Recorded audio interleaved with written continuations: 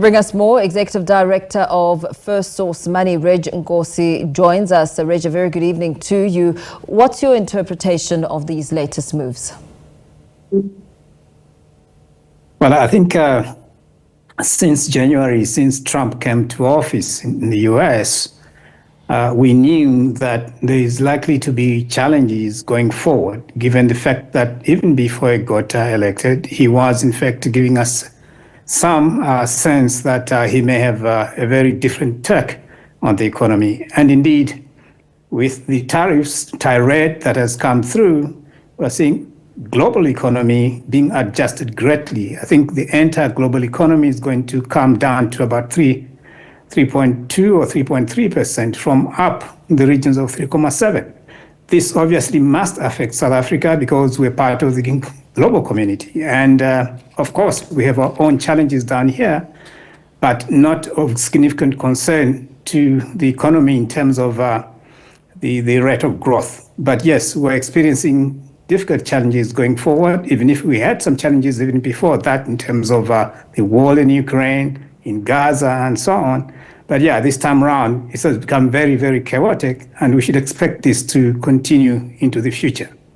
With the chaos that you describe, the ratings agencies cited policy uncertainty and trade tensions as the main reasons for slashing growth forecasts globally.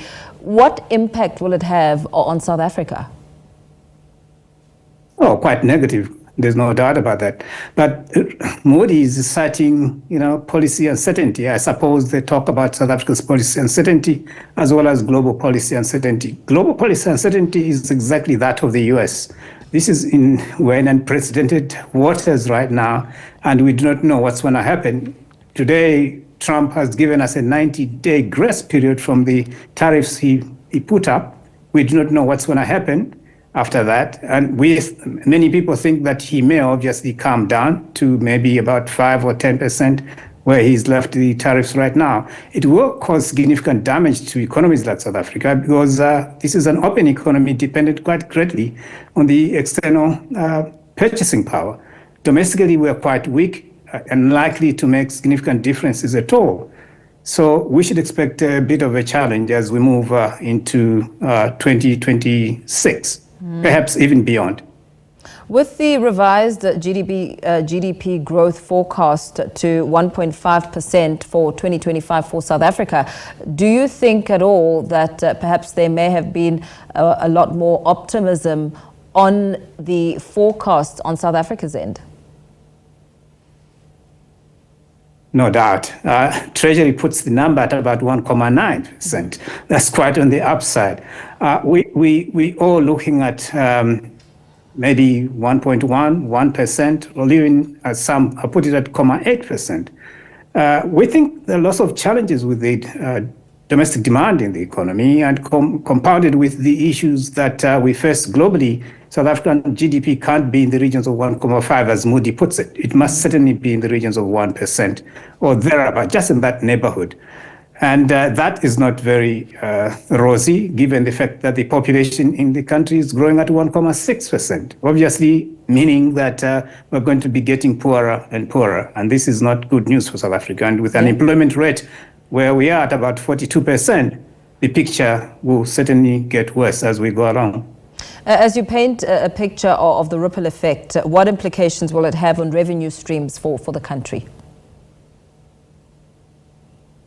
No doubt. We're going to have, again, challenges on the budget side. We expect revenues to be declining as a consequence of poor economic growth. But should SARS, perhaps as they claim, do a bit of magic work, then maybe they can raise some revenues up to the levels that would support the economy. But generally speaking, we shouldn't expect much revenue coming through as a consequence of the economy slowing down. That means, obviously, service delivery will be affected, economic growth will be affected, and other areas that certainly are important. Talking here, issues of unemployment and social services.